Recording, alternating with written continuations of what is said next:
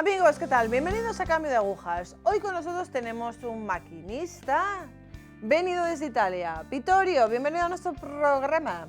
Que es que luego me dicen que no pronuncio. Bienvenido, Vittorio. Gracias.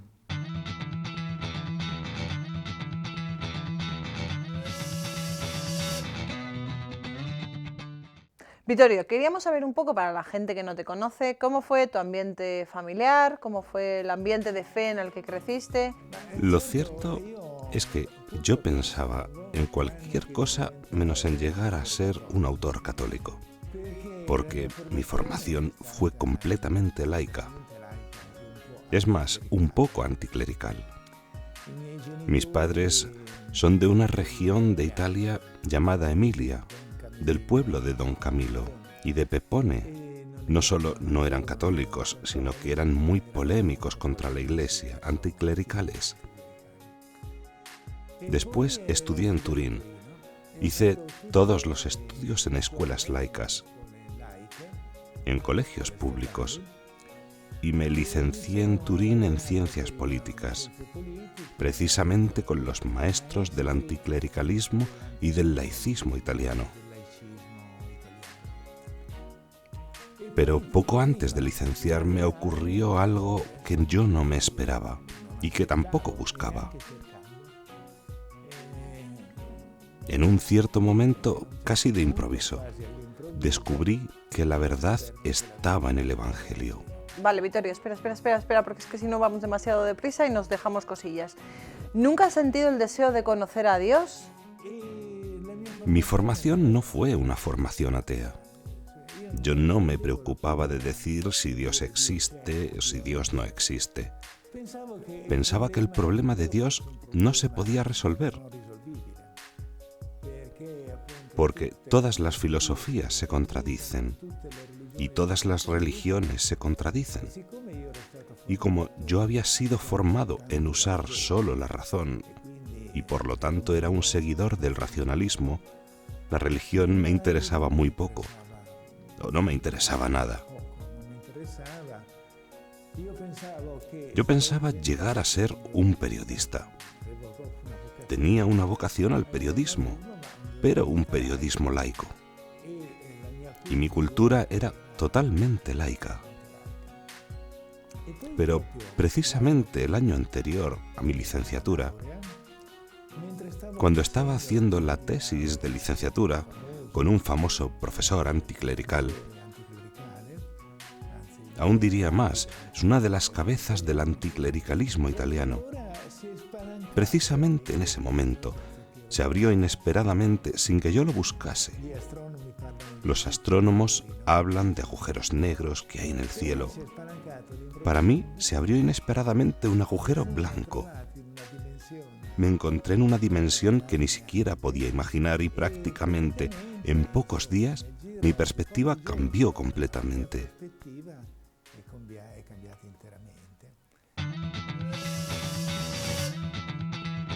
Pero ¿cómo se transforma un agnóstico de formación? ¿Cómo se produce esta transformación? No. Me he convertido naturaliter catholicus, es decir, me encontré católico. ¿Pero hablaste con alguien? ¿A través de algo? No hubo ninguna búsqueda, no hubo ningún debate. Yo tuve que ir a buscar a un sacerdote porque no conocía ni siquiera uno. No tenía, no fue resultado de una búsqueda. Más aún, yo no quería ser cristiano y sobre todo no quería ser católico. ¿Pero por qué? A ver, que no me aclaro. ¿Por qué? Pues por todas las leyendas negras.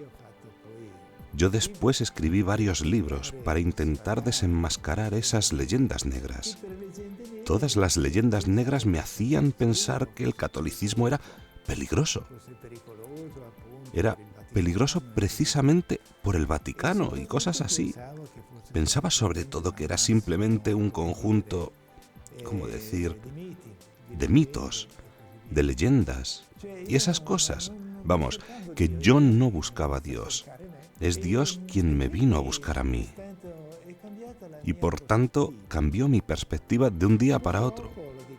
Desgraciadamente, lo digo a menudo, desgraciadamente, me fue cambiada la mente, pero no me fue cambiado del todo el corazón, en el sentido que entendí que la verdad estaba allí, en esa dirección, estaba en el Evangelio, pero antes de conseguir vivir de alguna manera el Evangelio, fue necesario mucho tiempo. Verdaderamente se convirtió en el año 68 y eso es un milagro. Sí, fue un poco antes, en el 65, pero comenzaba ya el fermento. Pero sí, de hecho, la mía fue una aventura extraña, porque mientras que yo me convertía a la Iglesia y buscaba, y me puse en marcha para entrar en la Iglesia católica, veía que de la Iglesia salían los sacerdotes, las religiosas, todos entusiastas de Marx, de Freud, todos entusiastas de aquellos personajes que en cambio yo conocía muy bien, pero que me había dado cuenta que no me satisfacían, que no los quería. Fue bastante difícil porque en aquel tiempo se convertían, pero al revés. Es decir, mucho clero se convertía al laicismo y yo en cambio, de laico, de laicista, me convertía al cristianismo, más aún al catolicismo. ¿Y cómo ha sido este recorrido del corazón, digamos? El corazón, bueno, en realidad yo creo que jamás nos convertimos del todo y que todos los días es necesario buscar la conversión. Por ejemplo, yo quería ser, lo digo así porque es verdad, yo quería ser periodista y libertino. Libertino también en el sentido afectivo, digámoslo así, amoroso. ¿Pero eso era antes de la conversión? Antes de la conversión. Yo no quería ser católico porque no quería renunciar a todas las chicas que me gustaban. Eso era. Lo que para mí era difícil de aceptar también era la moral católica. Me decía, si me hago católico, no puedo salir con todas esas chicas. Con todo, la conversión del corazón, en cambio, la conversión intelectual, la de la cabeza, fue inmediata. Yo vi de alguna manera dónde estaba la verdad, que era en el Evangelio. Pero esto no bastaba. Era necesario buscar el adecuarse a esta verdad. Debo decir, para ser sincero, que encontré una iglesia que no me favorecía. Una iglesia donde se descubría con entusiasmo, como si fuesen cosas nuevas, las cosas de las que yo venía y que no me habían satisfecho. Vale, ¿y cómo maduró la fe en esos años? ¿Qué ayudas tuvo? Mi fe, naturalmente. En el fondo, yo experimentaba. Yo quería ser periodista, pero para escribir sobre las típicas cosas serias, que para mí eran la economía, la política, las costumbres y esas cosas. Y en cambio, me encontré siendo un periodista católico y por lo tanto he debido... Yo iba a gusto a clase, estudié mucho también en la universidad, pero del catolicismo no sabía nada. Sabía muchas cosas, pero cosas que no tenían nada que ver con la religión. Y por eso tuve que comenzar desde el catecismo. Tuve que comenzar desde el catecismo para entrar en este mundo que para mí era desconocido. Fui incluso a hacer unas prácticas, ¿cómo se diría? Fui como que me di cuenta de que había sido llamado, aunque no lo quería, pero había sido llamado a tratar de ser un periodista, un escritor católico. Por eso, por 2 años, estuve en Asís, donde estaba la única escuela de teología para laicos. Por 2 años estudié teología en esta escuela de Asís, pero no tenía vocación sacerdotal. Me sentí llamado a hacer apologética católica, pero permaneciendo laico. Y por lo tanto, estos 2 años en Asís me permitieron, al menos como mínimo, conocer bien el catecismo. Y después, naturalmente, seguí estudiando, siempre precisamente en esta dirección.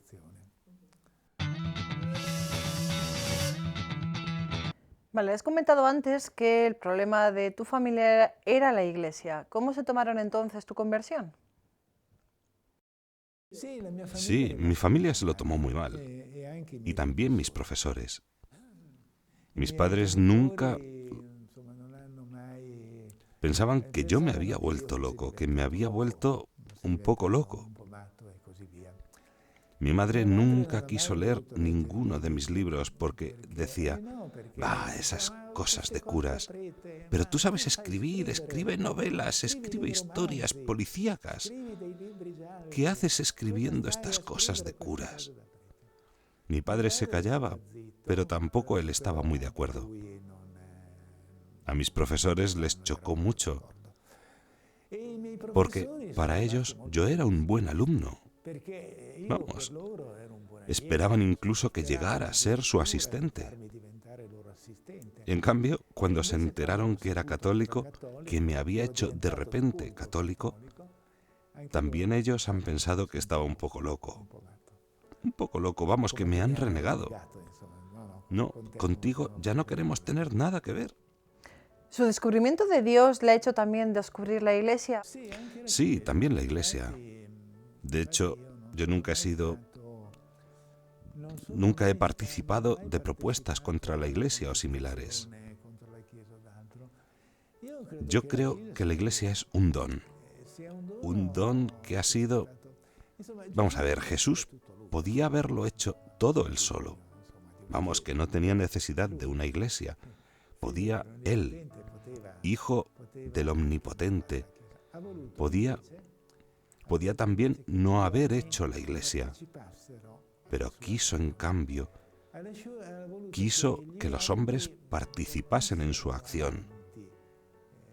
Quiso que los hombres continuaran su palabra y su gracia, la continuaran a través de aquellos hombres que había venido a salvar. Por eso yo en la iglesia siempre he visto un legado de Jesús. Siempre he visto, creo que la iglesia también, la iglesia organizada, el Vaticano, etc. Naturalmente, como siempre sucede entre los hombres, hay sacerdotes buenos, sacerdotes menos buenos y así. Hay papas que te entusiasman y papas que te entusiasman menos. Pero para mí la iglesia, el papado, son un regalo, son un don que se nos ha dado. Y por eso yo no participé jamás de la controversia anticlerical de aquellos años.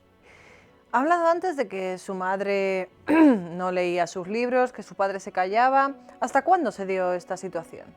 Pues prácticamente hasta que se murió, el pobre hombre. No es. Mi madre se avergonzaba un poco porque cuando alguno decía, pero usted es la señora Messori, es pariente de... Ella respondía, no, tenemos el mismo apellido, pero no tengo nada que ver con él. ¿De verdad? Sí. ¿Pero cómo es posible? Pero es normal, eran muy anticlericales. En italiano se dice, me parece que en español se dice matacuras, cuando son gente de este tipo. Entre nosotros se dice comecuras. Mi madre era mucho más pasional, muy anticlerical. Más aún, yo iba a misa a escondidas mientras ella estaba en casa. Iba a misa a escondidas porque de lo contrario mi madre se enfadaba. Cuando descubrió que yo iba a misa, llamó al médico de familia diciéndole, doctor, corra, he descubierto que mi hijo tiene un grave problema nervioso. El médico le preguntó, pero ¿qué síntomas tiene? Ah, doctor, dijo ella, un síntoma gravísimo, he descubierto que va a misa. Por lo tanto, para ella, ir a misa era síntoma de un grave problema nervioso. Pero, ¿sabe? Yo estoy convencido de que mis padres están en el cielo, porque en realidad eran óptimas personas. Yo he querido y quiero mucho todavía a mis padres. No he tenido cómo decir, he entendido su sorpresa. Ellos querían para mí, quién sabe qué carrera en los grandes periódicos laicos, en la televisión o algo así. Para ellos, me había convertido en un medio cura, como decían ellos. Sí, un laico, pero clericalizado. Por lo tanto, no guardo ningún rencor hacia mis padres. Les he entendido. ¿Quién es la Virgen para Vittorio Messori? La Virgen fue para mí un descubrimiento, pero un descubrimiento posterior, en el sentido que, ¿cómo decirlo? Me ha sido dada. Así, yo no lo buscaba, me ha sido dada esta conversión. Conversión en el sentido propiamente etimológico, girarse hacia. Pero no conseguía entender el papel de la Virgen. Me parecía que una cierta devoción mariana era un poco excesiva. La Virgen ha sido un descubrimiento sucesivo. He descubierto que más se conoce a Cristo y más se da cuenta uno de la importancia de la Madre. Yo he dicho siempre que María, para quien, como yo, viene de lejos, María no es un descubrimiento inmediato, sino sucesivo. Solo cuando has entrado verdaderamente en la intimidad con Jesús, Jesús te lleva a casa, a su casa, y te presenta a la Madre. Solo entonces, también a mí me ha ocurrido esto. Mi primer libro se llama Hipótesis sobre Jesús. Tuvo un éxito exagerado que para mí era un librito, vamos, pero de cualquier forma, en este libro, que entre otras cosas ha sido traducido a una 30 de lenguas, ni siquiera sale el nombre de María. Es un libro muy católico, pero el nombre de María no está. No porque yo quisiera entrar en polémica, simplemente porque no la veía. Yo creo que el color de María es, para mí, que viene de fuera, como yo, el claroscuro, es decir, se ve y no se ve. Después, según vas conociendo a Jesús, te das cuenta de que la Madre no es un accesorio, por decirlo así, de alguna manera. La Madre es parte del misterio de Cristo, hasta el punto de que, si en el primer libro ni siquiera nombraba el nombre de María, estos últimos libros, los 3 o 4 últimos libros, todos tienen un argumento mariano. Cuanto más avanzo, más me doy cuenta de que aquellos que piensan, como los protestantes, aquellos que piensan que si se habla demasiado de María, que si se le da demasiado espacio a María, que todo esto se le está quitando a Jesús, se equivocan profundamente. Porque incluso la historia del protestantismo, por ejemplo, ha mostrado que quien abandona a María termina tarde o temprano por abandonar también a Jesús. Los pueblos que han resistido mejor a la secularización o las persecuciones son los pueblos católicos, los cuales se aferraban a María.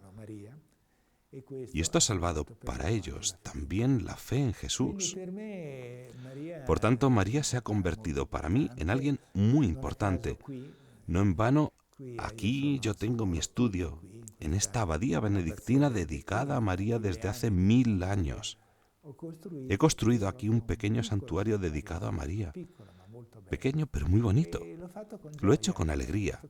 Lo he hecho con alegría porque pienso que la devoción mariana es muy importante. Se han cumplido ya 50 años de su conversión. ¿Cuál es la evaluación de estos años y del trabajo que Dios le ha permitido hacer? El Señor me ha concedido muchos dones. Me ha dado incluso buena salud, que me ha permitido trabajar.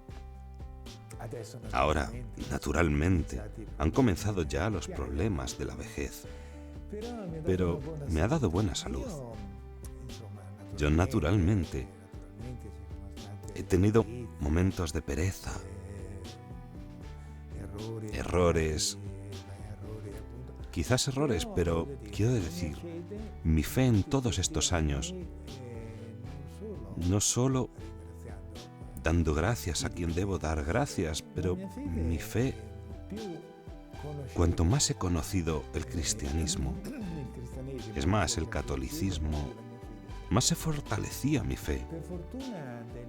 Gracias a Dios, nunca he tenido crisis de fe, nunca las he tenido porque de alguna manera, en el fondo, cuando caí en este agujero blanco que decía antes, he podido constatar, no puedo negar la evidencia, para mí hoy, el hecho de que Jesucristo es el Hijo de Dios, el hecho de que María sea la Virgen, que Él sea su Hijo, es una cosa innegable. Esto es algo evidente. Y ciertamente a través de estos libros he profundizado en este conocimiento. Solo que veo que muchos, por ejemplo, muchos sacerdotes que van a estudiar teología, en el fondo, ese estudio, la profundización, muchas veces pone en crisis su fe. Temo un poco por estos sacerdotes que van a sacar un título en teología, porque muchas veces se pone en crisis su fe. A mí me pasó al contrario. Naturalmente no por mérito mío, me pasó al contrario, me fue concedido este don, que cuanto más conocimiento adquiría del catolicismo, más me sentía católico. Para terminar, Vittorio, ¿algún consejo, alguna recomendación a los jóvenes que nos están viendo, que quizás, pues, bueno, no sé, estarán en la época de la universidad, andan un poco perdidos? ¿Qué les dirías?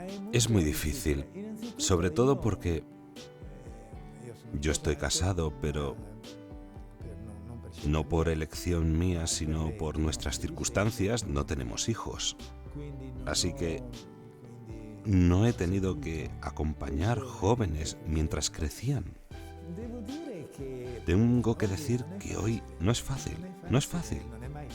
El apostolado nunca ha sido fácil, pero el apostolado con los jóvenes no ha sido nunca. Con los jóvenes es particularmente difícil. Naturalmente, el mejor apostolado es siempre el del ejemplo, el de mostrar quien dice que cree en el Evangelio, que trate también de vivirlo, el Evangelio. Así que el mejor apostolado es el del ejemplo. Sin embargo, en lo que respecta, porque no es suficiente el ejemplo, hace falta también la doctrina. En el fondo, los que van madurando se dan cuenta de que al final ninguna ideología humana da respuesta al sentido de la vida. El sentido de la vida no se encuentra en ninguna ideología humana. Se encuentra solo en el Evangelio. Vittorio, este discurso nos abre a la esperanza porque, bueno, somos jóvenes, nos queda madurar y cuando lleguemos a esa maduración llegaremos a Dios. Gracias, Vittorio. Gracias por estas palabras. Gracias a vosotros. Estoy contento de haberos conocido. Como te decía antes, yo no soy muy amigo de la televisión. Digo que no a casi todos. A la RAI, a Mediaset, etcétera, pero a vosotros os dije que sí, encantado. Porque simplemente escuchando vuestras voces al teléfono, entendí que valía la pena encontraros. Gracias de corazón, Vittorio. Gracias a vosotras.